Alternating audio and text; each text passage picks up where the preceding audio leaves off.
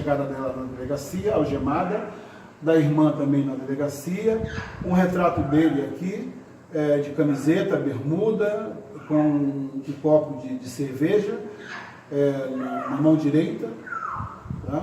E mais algumas coisas ditas, né, publicadas pela polícia, que devido ao tamanho, né, da fonte, né, não dá para a gente fazer uma leitura mais aproximada. Mas no blog vocês têm essa matéria postada e vocês poderão ler o que a gente não conseguiu traduzir para vocês. Aqui nós temos, tá, a nossa foto na nossa banca, o nosso atuar no tribunal do júri, antes, os atos preparatórios, antes da chegada dos jurados, né?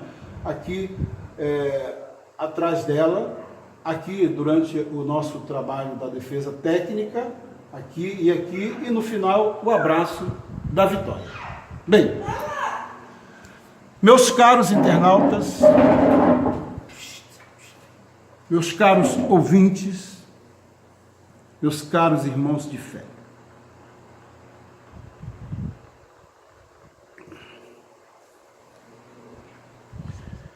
então, nós agora vamos entrar num detalhamento bem maior do que foi este caso.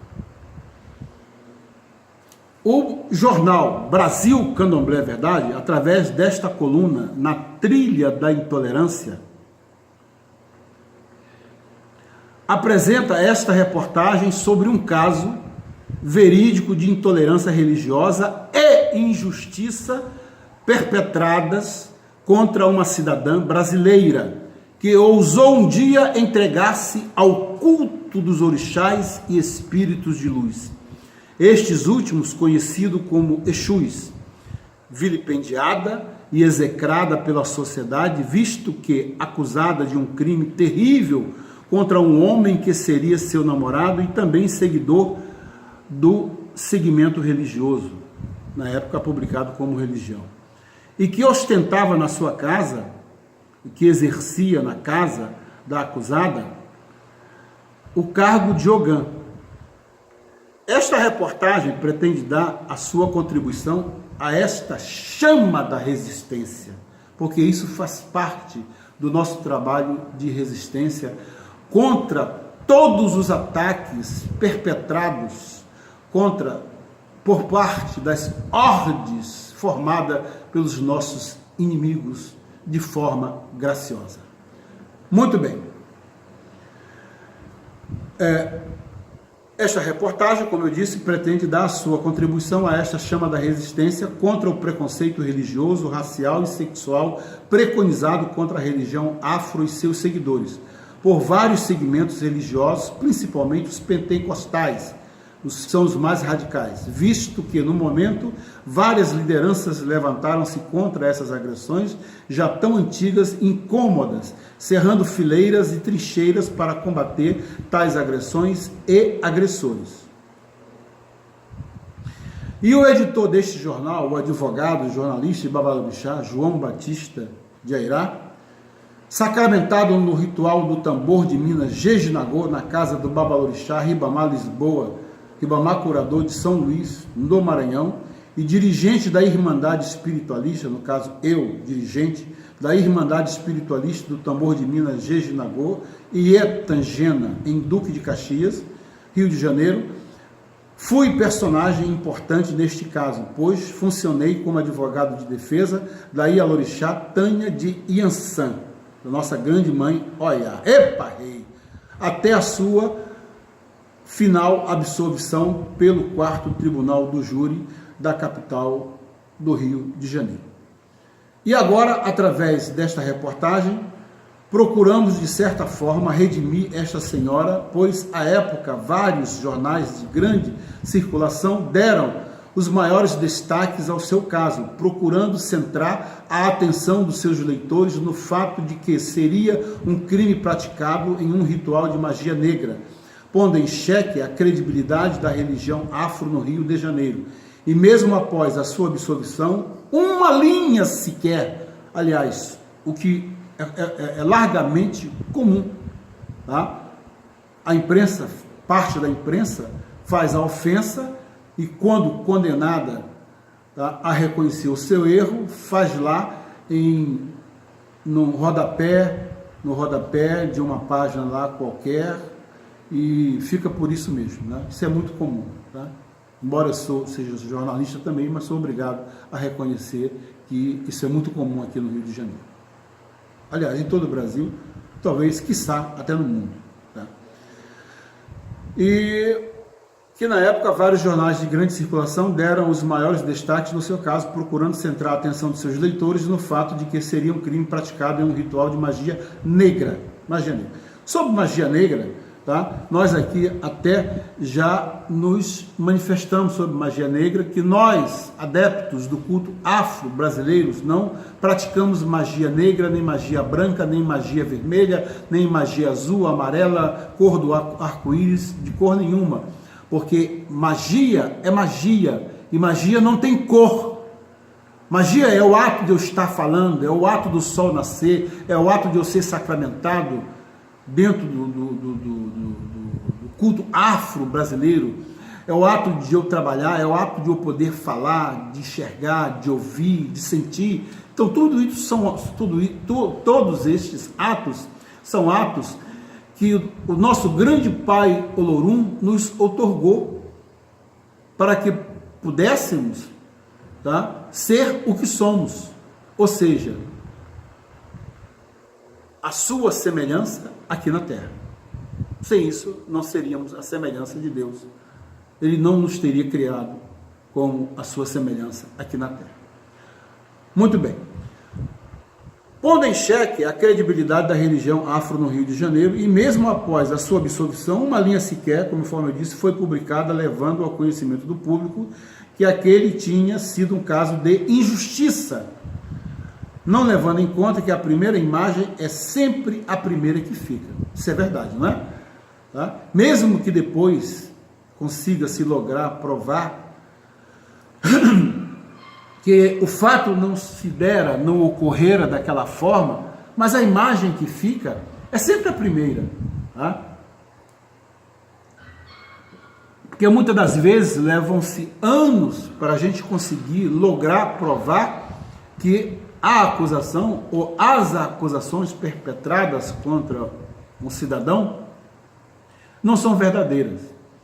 Então vocês imaginem o estrago, o prejuízo que é causado ao cidadão ou à cidadã, junto ao seio da sua família, junto à sua comunidade de terreiro, junto à sua igreja, junto à sociedade, junto ao seu trabalho. Quantos perdem até o emprego por conta disso?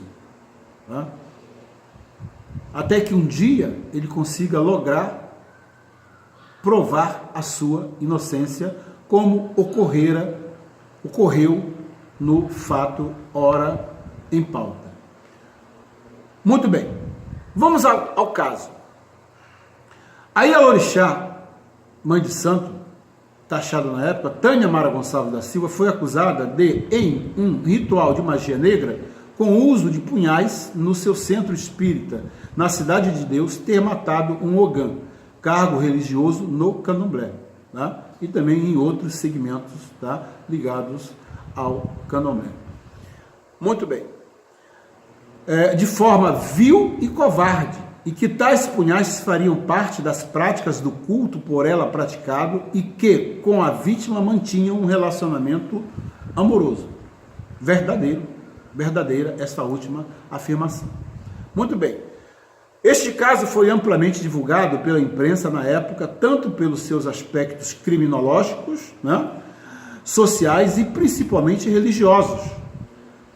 Notava-se ênfase toda especial ao culto religioso afro no Rio de Janeiro, notadamente quanto à sua prática, que estaria relacionado a rituais pagãos ou satanistas, como quis fazer acreditar os investigadores e divulgou a imprensa também nesse mesmo sentido.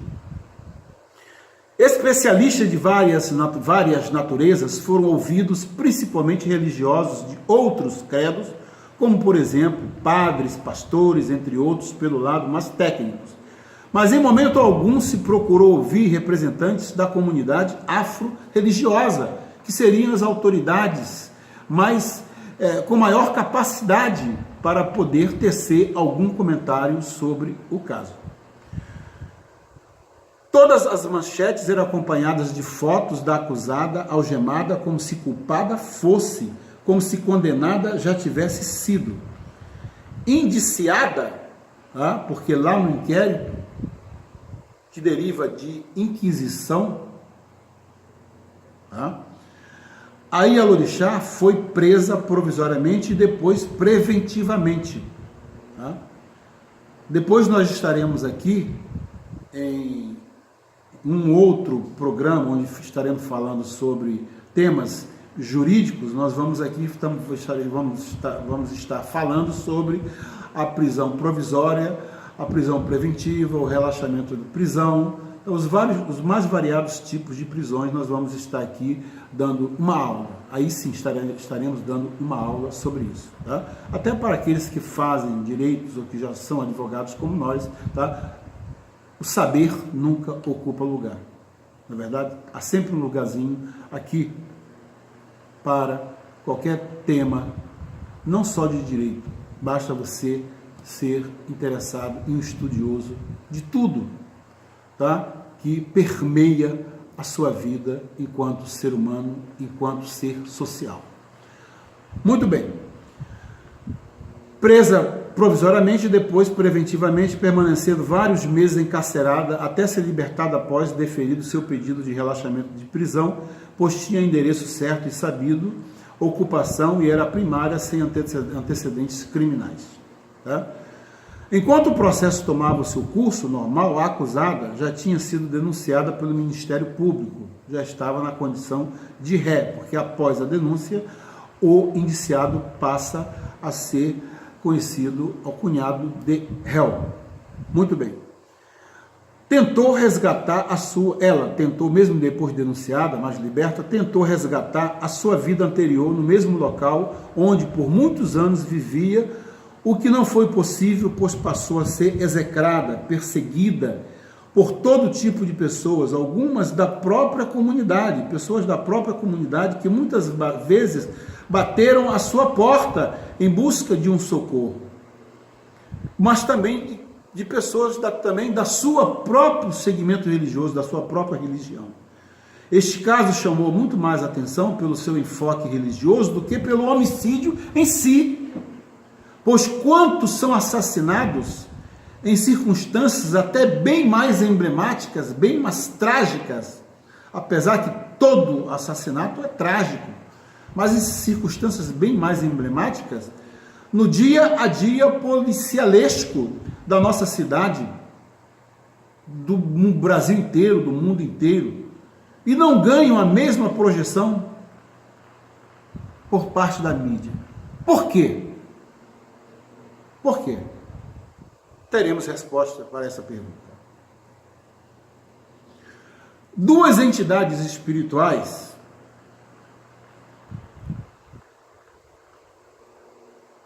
de Umbanda, de Quimbanda, de Quiumbanda, até mesmo do Umbandomblé, que, conforme já disse aqui, o Candomblé se umbandizou e a Umbanda se umbandizou e o Candomblé se candomblezou, o candomblezou-se, né?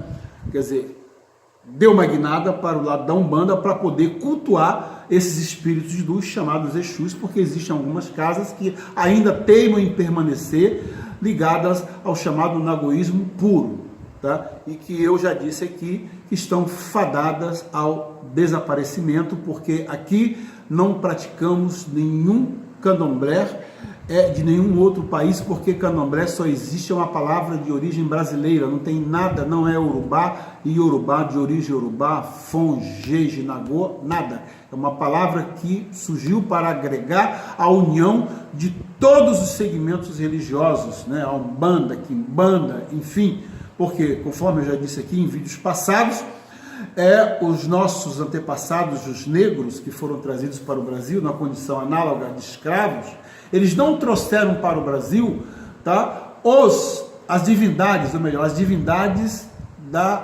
as forças divinizadas da natureza, tá? No caso, os orixás. Eles simplesmente trouxeram uma modalidade de culto que não tinha aqui no Brasil. E aqui chegando, esse culto ele teve que se mesclar com o culto praticado pelos tupis, pelos guaranis que habitavam a costa brasileira e pelos tapuias que habitavam o sertão brasileiro e que por si sós já tinham também as suas crenças, os seus deuses, seus semideuses, enfim, e juntaram-se também, tá, as crenças, os saberes religiosos, tá, tanto do africano trazido para o Brasil na condição análoga à de escravo, e com os índios também que foram levados à escravidão, mas foram largamente dizimados.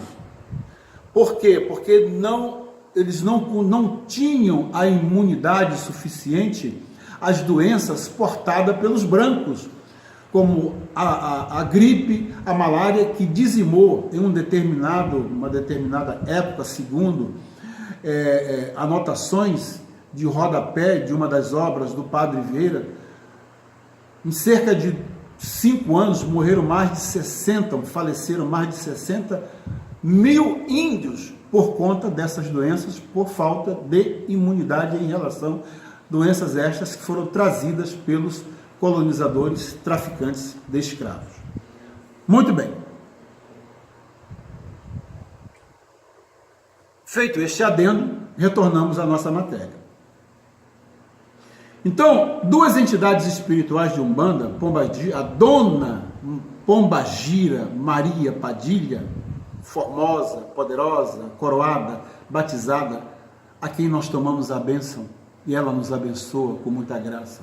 Feliz daquele que tem a graça de ser abençoado por um Exu.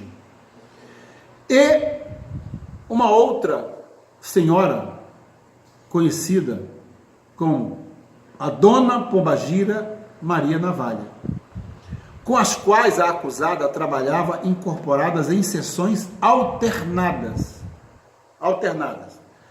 Foram amplamente citadas, esmiuçados os seus comportamentos e conotadas como representantes de abre aspas, de uma casta de demônios, como me irrita esse tipo de colocação, como uma casta de demônios, segundo uma visão mais preconceituosa dos críticos e inimigos da religião afro-espiritualista, que vinculam essas entidades ao demônio, que pertence, como eu já disse em vídeos passados, que pertence a eles, porque foram eles que criaram o tal demônio de rabo, de chifre, foram eles que vendiam, tá, as chamadas extrema unções, vendiam a salvação no céu, como vendem, como continuam vendendo até os dias de hoje.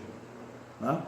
Então, as pessoas hoje procuram, principalmente a maioria dos terreiros neopentecostais, muito mais por temor a esse demônio que eles criaram do que como há 40 anos, em que se ia para a igreja ou para um templo religioso para ouvir a palavra do pastor, do pregador, do padre, do sacerdote, a palavra de Deus. Hoje não, as pessoas vão por medo, porque eles procuram incutir na cabeça das pessoas que tudo de ruim que acontece, separação, desemprego, doença, morte, vítima de assalto, falta de moradia, vícios, bebida, droga, enfim, tudo isso ocorre por conta da influência, da ingerência de um demônio, de uma entidade que eles denominaram de demônio. E por isso estão aí com seus templos, suas igrejas cheias, porque as pessoas não levam em conta que o mundo hoje passa por uma crise mundial e o Brasil também não poderia se furtar. Nós ainda continuamos afundados numa crise tenebrosa. Elegemos um presidente e temos depositamos nele uma fé, uma crença de que ele, pelo menos, irá dar início da nossa retirada desse buraco, dessa crise que já se arrasta por há pelo menos 8 anos. Não é isso? Não é essa a nossa intenção? Muito bem, voltemos, fechado. Feito este adendo, retornamos à matéria ora analisada. Muito bem. E que vinculam essas entidades ao demônio, ao Satanás dos católicos, por serem as mesmas conhecidas como Exus de Umbanda, de Quimbanda, de Candombanda, enfim, né? Tá? Então, meus caríssimos internautas, na verdade, esses Exus, na sua forma feminina, são conhecidos como pombagiras e são procurados para a realização dos mais variados trabalhos espirituais, para a melhoria de saúde, para o amor, harmonia, paz, emprego, desobsessão, entre outros. Mas segundo uma visão distorcida apresentada, esses feitiços seriam feitos com sacrifícios de animais. Sim, nós não negamos que o sacro, conforme eu já falei aqui sobre o sacro ofício, fui buscar lá no Velho Testamento, se vocês procurarem lá o vídeo sobre o sacro sacrifício, nós não negamos o sacrifício de animais e estamos com uma ação no Supremo Tribunal de Justiça, onde nós já temos 2 votos a favor e o terceiro ministro a votar pediu vista dos autos. Então está em suspenso, estamos aguardando a finalização desse julgamento pelo Supremo para que a gente possa exercer, tá? Com maestria, tá? Com segurança, tá? O nosso sacro ofício de animais. Muito bem.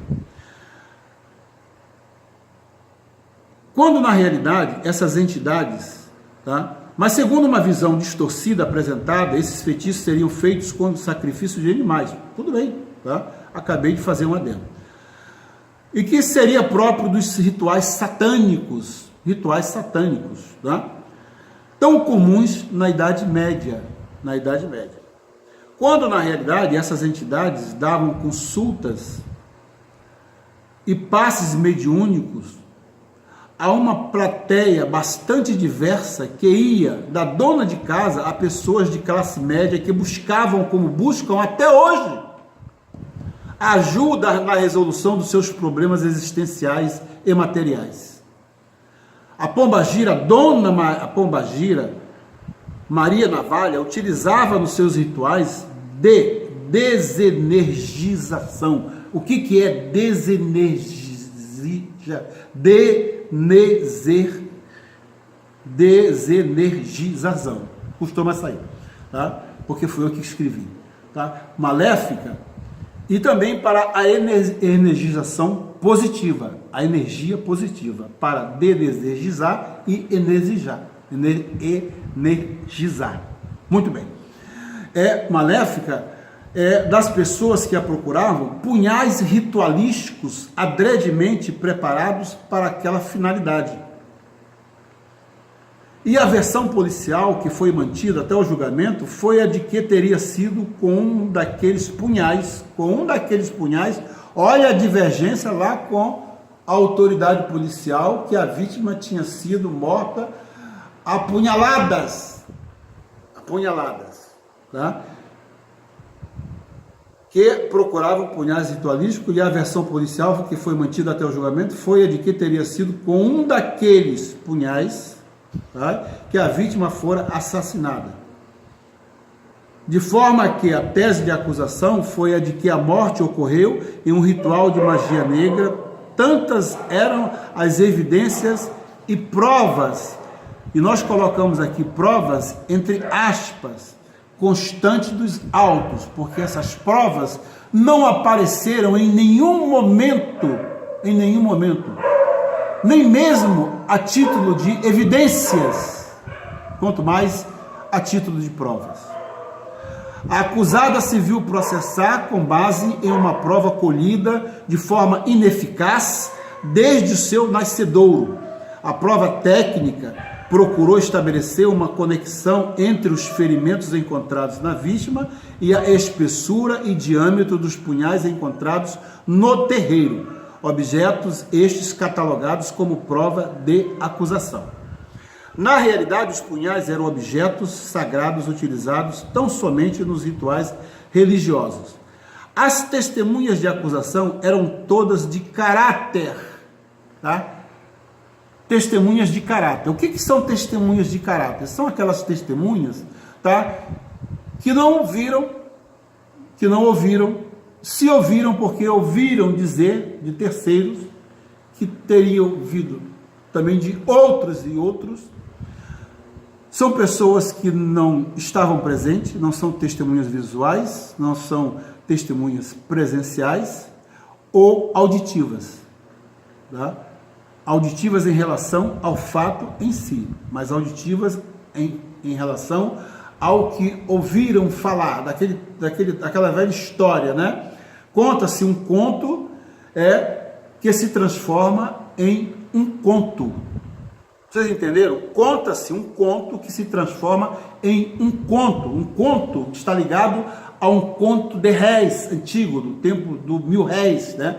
Quer dizer, um conto, né, transformava-se em um conto de réis, né? Muito bem, feito mais este adendo, então essas testemunhas de acusação eram todas de caráter, falavam sobre o comportamento da acusada e da vítima, mais nada sobre o comportamento de ambos, tá? Nenhuma delas era testemunha visual ou auditiva, ou seja, nenhuma delas tinha ouvido e visto qualquer coisa no momento que teria sido cometido o crime. E a maioria delas era parente da vítima e professavam o culto evangélico e nunca referendaram o caso amoroso da vítima com a Ialorixá Tânia Gonçalves. Outras testemunhas tidas como de acusação eram policiais que participaram da investigação, cujos depoimentos na esfera do jus accusationis, né, não se encontravam em sincronia com a prova. O depoimento desses policiais, as declarações deles lá, não se encontravam em sincronia com a prova colhida, tudo muito no campo da axiologia. De concreto, nada. Cópia dos jornais que fizeram a cobertura do fato foram juntadas, tá, em calhamaços aos autos e que serviram de respaldo à acusação. A acusação, o órgão acusador, o Ministério Público, se utilizou muito mais dos jornais, do que os jornais publicaram, do que de uma pretensa prova que deixou de constituir ou de construir, porque o ônus probatório, quer dizer, o dever obrigacional de fazer a prova da acusação é de quem alega, ou seja, do Ministério Público. E ele não logrou comprovar que a sacerdotisa, na realidade, matara o Ogã e muito menos em um ritual de magia negra. Muito bem. Cópias dos jornais, como eu disse, foram juntados em calhamaços, né, ao processo, que fizeram a cobertura do fato, foram juntados aos autos e que serviram de respaldo à acusação.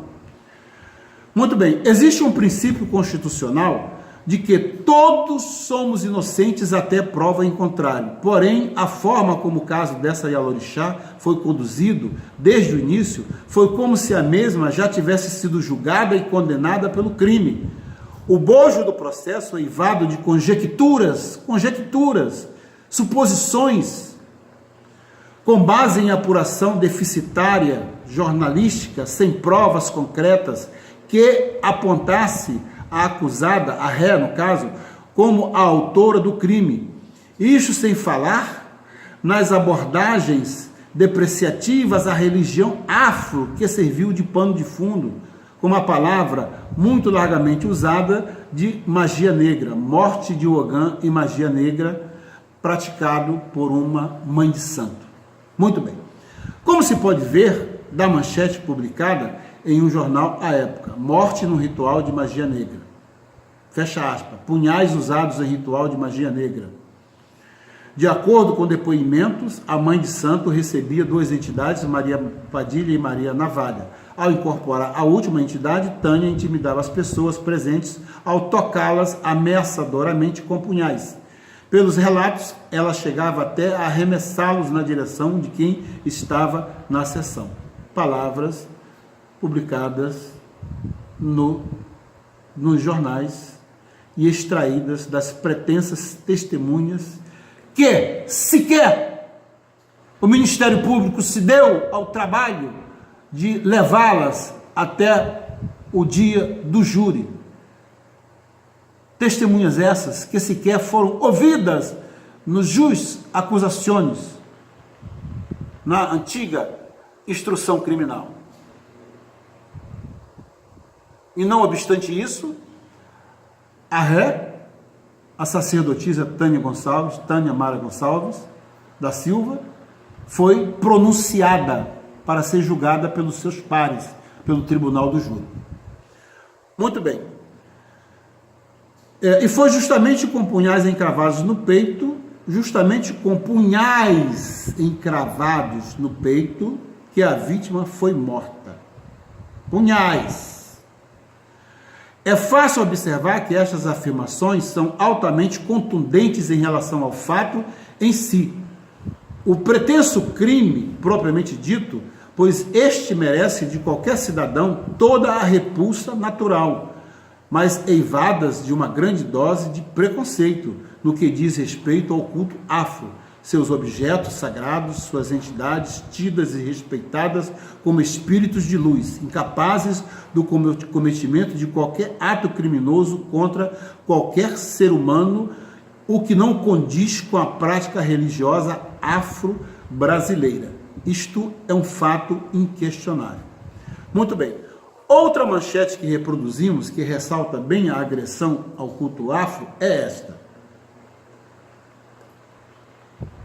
Abre aspas. Segundo uma carta anônima, Tânia promovia sessões espíritas que ficaram marcadas por cenas de violência na Rua Inês, em Jacarepaguá, no Rio de Janeiro. Vizinhos chegaram, vizinhos, quase vizinhos. Por que não se qualificou esses vizinhos que disseram isso? Segundo relatos de vizinhos, que chegaram a comentar com parentes da vítima, que por si sós eram evangélicos, ou são ainda evangélicos, né? A mãe de santo fazia sacrifícios de animais durante os encontros religiosos. Até aí morreu Neves, não disse nada. Sendo forçada a mudar-se da Cidade de Deus para outro bairro, porém, por descuido do seu advogado, ou melhor, da advogada que inicialmente deu-lhe a assistência, a época, após ser libertada e ter se